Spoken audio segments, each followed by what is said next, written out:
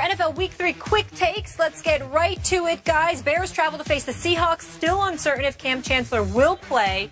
Skip, what will the final score be in this one? As in, how bad will it get? Stephen A., I feel like it's unfair and unrealistic for people to leap to the conclusion that Cam Chancellor, just by presence alone, will be the savior of this football team. As Molly said, not sure how much he will participate. They said he looks to be in great shape. He's going to have to somewhat play his way into game shape. But I look at what the Bears are bringing to that outdoor asylum, the 12s, as they say. Jimmy Clausen with no Alshon Jeffrey now? Are you kidding me? And they haven't had Kevin White, who I thought was going to be a rookie difference maker for this team. They haven't had him all year, obviously.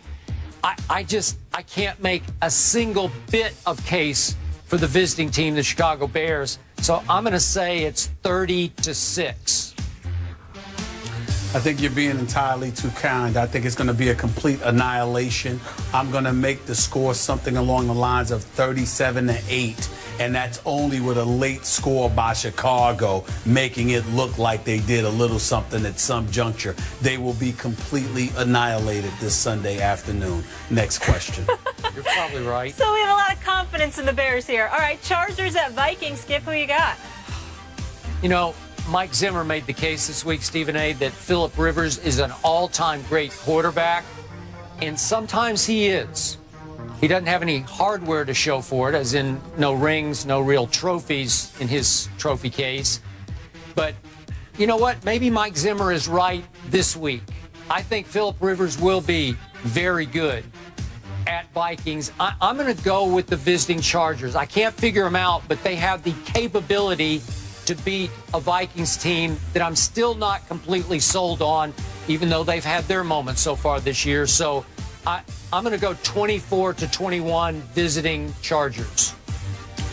Look, they got Steve Johnson, they've got Keenan Allen, and they've got Phillip Rivers, who's completing, I think it's like 81% of his passes. Skip, he's completed 56 of 69 passes thus far this year.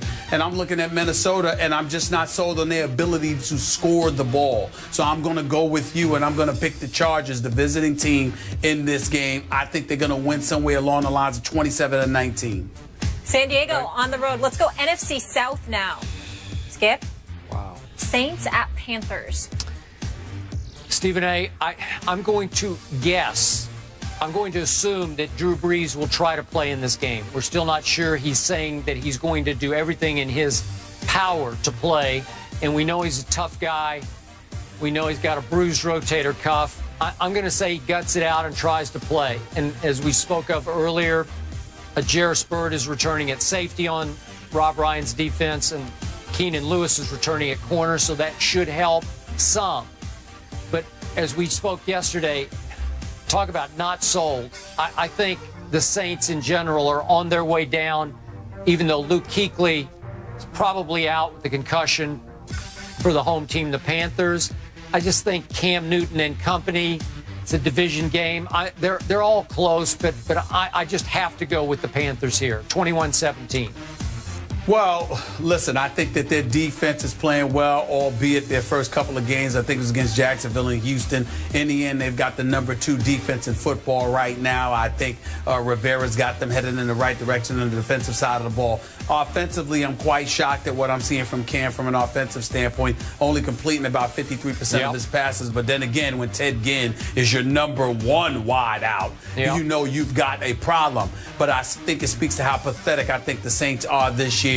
I think Cam Newton and the Panthers win this game at home. I'm going to pick them to win 22-16. Carolina it is. Luck in the Colts against Mariota in the Titans. Skip? It's Andrew Luck. I mean, he has lock. to finally win one game, right? This has got to be a luck lock. It's got to be. Come on, 24-17 against Mariota. I think they're going to put up more points than that. I think Colts are going to score about 31 in this. I think they're going to win like 31-20.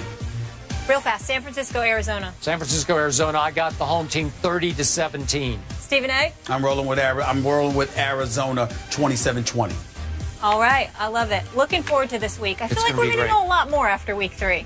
I hope so. You guys with me? Stephen A. Stay out of that traffic. I'm Stay good. safe there in NYC. Y'all enjoy y'all weekend. All right. Have a great weekend. Thanks for being with us. Travel to face the 0-2 Ravens on Sunday. The Ravens are in danger of falling to 0-3 for the first time in franchise history, but there is some good news for Baltimore. Andy Dalton has struggled in his career against divisional opponents, and no team has more interceptions against Dalton than the Ravens. He is only 11-13 career against the AFC North, while going 31-10-1 against the rest of the NFL. Stephen A., who wins, Bengals or Ravens? I got to tell you, the Bengals are the better team, Skip Bayless. And that defensive line led by Geno Atkins can give the Browns some problems, especially when your guy Forsett, who was supposed to be the heir apparent to the Ray Rice era, had over 1,000 yards rushing last year, looked really, really good, is averaging less than 4 yards a carry right now. Their running game doesn't seem to be that impressive. Their passing game, even though Joe Flacco's completing about 64% of his passes, doesn't seem to be that great because they don't seem to have anybody other than Steve Smith to throw the football to. Beautiful name, by the way. And then we get to the defensive side of the ball, and now Terrell Suggs is gone. So C.J. Mosley, Ladarius Webb, and those boys, they're going to have to get it together. They're going to have to do something. I have no reason to make this pick, Skip, because the Bengals are clearly the better team. But this is at the Ravens. 0-3 will practically seal their fate.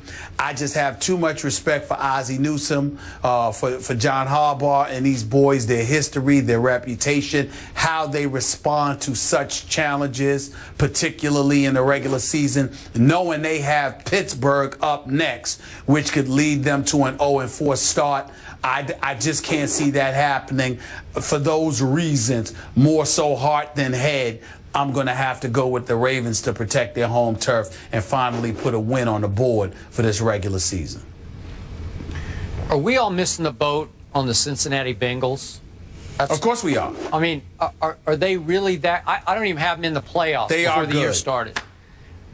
Is it possible they're just going to steamroll through the regular season and go 14-2 and have home field advantage all the way through the playoffs? Is that possible? It's possible. No, I think they could. I think they're more of 11-5 or 12-14, but still somebody who will lose the second the playoffs begin because Andy Dalton is allergic to production come postseason time. Well, occasionally he's allergic or has been during the regular season. They go way up and way down. And I'm going to guess that they will continue to ride this roller coaster this year. And I am with you.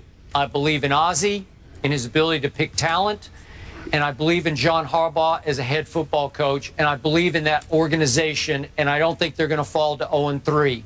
They got a tough schedule break. They had to go out west for their first 2 games and stay out west. They lost a very, very close game to Denver at Denver. And then they had a little hangover.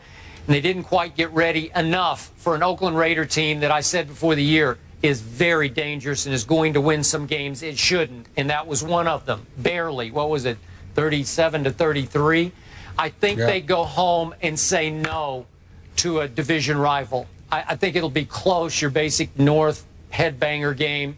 But I think in the end that the home standing now Ravens, I think they'll win this game 24-21. I'm with you. I will tell you this with Giovanni Bernard and the way that he's been playing along with Jeremy Hill, more so Bernard than Hill. They've got the 4th-ranked rushing attack in the NFL right now. And Andy Dalton, I'm not going to sit there and completely excoriate him. He's no scrub. He's completing about 68% of his passes, Skip. He hasn't thrown an interception yet, and his quarterback rate is like 120. I got to give respect where respect is due and say that Andy Dalton is playing some pretty damn good football, and Hugh Jackson must be doing a good job with him. But being in Baltimore, knowing how desperate they are, it's going to be a playoff caliber atmosphere up there this week.